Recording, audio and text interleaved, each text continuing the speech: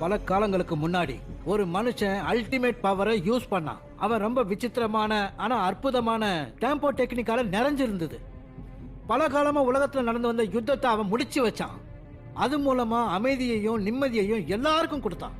அவன் பேரு தான் பூனி பூனிக்கே.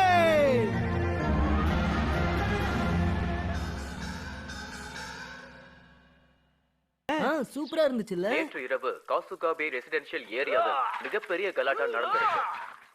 எனக்கு இப்பவே ரேமன் சாப்பிடணும். கலவரக்காரனை போலீசார் கைது செய்தனர். அவன் ஏன் இப்படி செய்தான் என்று விசாரணை மேற்கொண்டனர். அதற்கு அவன் ரேமன் சாப்பிட வேண்டும் என்று அவன் கூறினான். ரொம்ப விசித்திரமான ஆளா இருக்கானே. ஒரு ரேமன் சாப்பிடறதுக்காக இவ்வளவு பெரிய கலாட்டாவா பண்ணுவான்? இந்த உலகத்துல எது வேணாலும் நடக்கலாம். நீ உன் இஷ்டத்துக்கு உளறிட்டு இருக்காதன.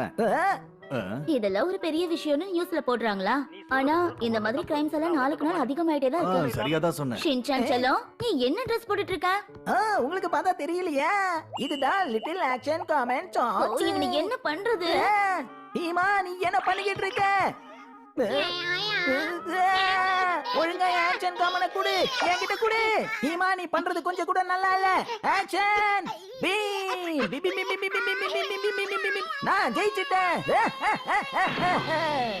தங்கச்சி கிட்ட யாராவது இப்படி சண்டை போடுவாங்களா? ஹீமா ஒரு சின்ன குழந்தைடா. குழந்தைங்க எது கிடைச்சாலும் வாயில தான் வச்சுக்கோங்க.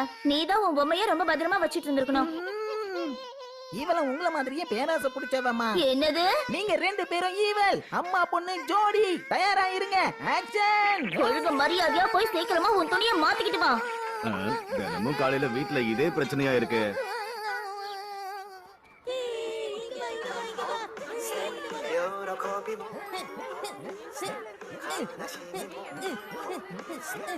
எல்லாரும் போடுற மாதிரி ஸ்டெப் ஒரே மாதிரி போடு.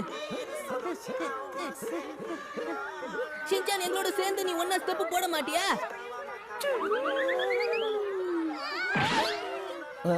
என்ன வேலை பாக்குற நீ? உன் காதியா முன்னாடி வந்துருச்சு. நான் என்ன பண்றது?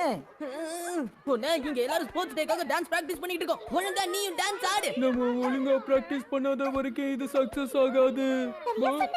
சோ நீங்க எல்லாரும் என்ன ஃபாலோ பண்ணுங்க. வாங்க மறுபடியும் ஆரம்பிக்கலாம். மியூசிக்